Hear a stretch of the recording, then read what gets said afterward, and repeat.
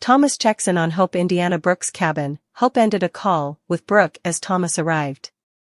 Effects sounded awkward between Thomas and Hope as he explained that he was dropping off a guidebook for Douglas. It had been an alternate since their discussion the other night, and Thomas had decided to check in with her. He claimed that he would admire his agreement to give her time, but he just wanted to know if she was okay. The content turned to their visits with Eric, and Hope and Thomas were thankful that Eric was getting back to himself and indeed making jokes. Hope called Eric's recovery a phenomenon. Thomas likened it to the phenomenon that Hope had opened her heart to him, despite the history. "Thomas, we do not need to get into all of that right now," Hope replied. Thomas claimed that he had not meant to. Hope wanted to lounge in Eric's recovery, not that other stuff. Thomas figured that they no way had to bandy it again. He claimed that his miscalculations lived inside him, and he was continuing to learn from them. He wanted nothing further than to move on from it altogether. He said he missed her veritably much. Hope admitted she had been shocked by what Thomas had told her, and she was still trying to reuse it. She said it was not just about him. The last many weeks had trolled up pain for her about the time in her life that she would try to get beyond. She stated that, back also, she had not had a son, and she was dealing with all the effects that were done to try to keep her down from me. Hope said she could not pretend it had not happened, but she also did not want to be ruled by the history. She wanted to concentrate on the children, happiness, herself, and what was stylish for all of them. It had been why she would ask for further time, but she did not want him to suppose that she would stop minding for him. She admitted that she would told her mama to stop fighting our relationship. Thomas said Hope had no idea how happy that made him and how beautiful it was that she still believed in him. Hope said she had not forgotten all that she and Thomas had participated. There had been numerous awful times. Flashbacks played of the two in Rome and at an HFTF showing at Forrester. Thomas said she would blown him down, and the ring on her choker gave him hope for them and their future. He stated that she would gotten him to a place where he felt good of her and her love. Thomas uttered that he loved Hope and missed her. He missed touching her, holding her, and kissing her. Thomas kissed her. At the Sandhouse, Poppy was in the bedroom, scarifying because her son was in the living room with R.J. Poppy helped Bill back into his shirt. He joked that he would explain their presence by saying he was doing some conservation. She blew that idea off, but he claimed that he was good with his hands. She asked how they'd get out. He signaled to the aft door. Meanwhile, as Luna and R.J. kissed in the living room, she swore that she would heard a noise in the bedroom. R.J. Ms. doubted anyone was in there, but offered to take the stint into the bedroom. Luna decided that he was right, and she should not be jumpy. R.J. assured her that they had complete sequestration, and they continued to kiss. "Mama," she said, seeing Poppy creeping outside the frontal window. Bill and Poppy entered the house, and Luna asked what they were doing there. Bill claimed that he would been giving Poppy a stint before Wyatt rented the place, and had not known Wyatt had formerly rented it to R.J. R.J. explained that he would been showing Luna the place. Bill was sure that R.J. would love it. Poppy talked about how beautiful the house was, and R.J. figured that he and Luna would spend a lot of time there latterly on. He said that, for the time being, he had not officially moved by, so he and Luna would return another time. Luna gave Poppy a knowing aspect and said they'd talk latterly. "Well, that was awkward," Poppy said after Luna and R.J. had gone. Bill laughed. Poppy told him to stop, but also she started laughing, too. Bill noted that they had the place to themselves, but Poppy wondered if Bill allowed. The youthful couple had known they'd been in the bedroom. "Absolutely," Bill joked. When Poppy looked stupefied, he misdoubted that the kiddies had had an indication.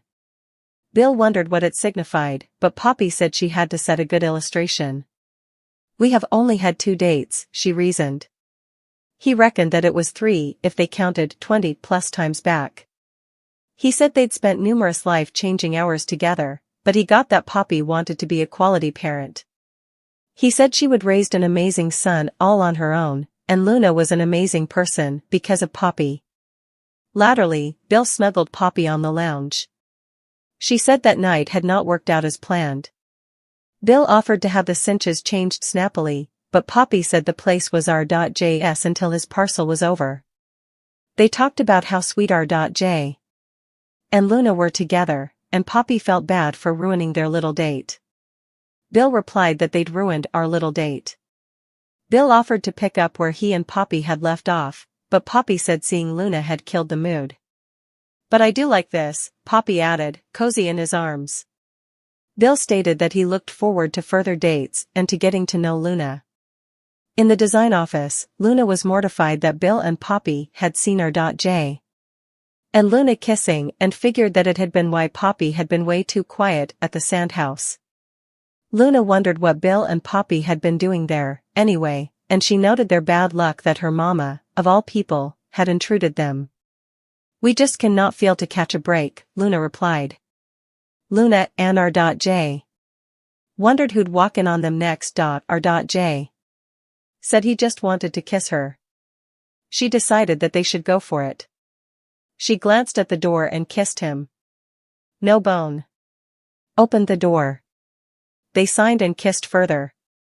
Hope ponders, Bill and Poppy caught, Luna mortified. The bold and the beautiful recap for Tuesday, January 23, 2024, indicate that Hope Logan, Annika Noel, is on the phone with Brooke Logan, Catherine Kelly Lang, when Thomas Forrester, Matthew Atkinson, arrives. The bold and the beautiful recap highlights Poppy Nozawa, Romy Park, tells Bill Spencer, Don Diamont, that he rented the house to R.J. Forrester, Joshua Hoffman. Bill says Wyatt Spencer, ex-Darren Brooks, rented it to R.J. Luna Nozawa, Lisa Yamada, thinks she hears someone in the bedroom. R.J. assures Luna she's wrong. The bold and the beautiful recap Tuesday, January 23, Hope ponders, Bill and Poppy caught, Luna mortified. The bold and the beautiful recap, Thomas Forrester is hopeful. Thomas and Hope bandy her visit with Eric Forrester, John McCook. Thomas says Eric's recovery is a phenomenon just like Hope giving him another chance. Hope doesn't want to talk about all of that right now. Hope says this has brought up so numerous recollections from the history and she doesn't want to be linked by that. Hope still needs a little further time. Hope doesn't want Thomas to suppose she doesn't watch about him. Hope tells Thomas about her discussion with Brooke. Hope has no idea how happy that makes Thomas. Thomas is glad that Hope still believes in him. Hope hasn't forgotten all the times she and Thomas have spent together, so numerous awful times. Thomas says Hope has gotten him to a place where he feels good of her love. Thomas misses Hope, touching her, holding her, kissing her. Hope and Thomas kiss. B&B recap, Poppy Nozawa and Bill Spencer sneak out. The bold and the beautiful spoilers. Luna and RJ are kissing when she looks up and sees her mama walk past the window.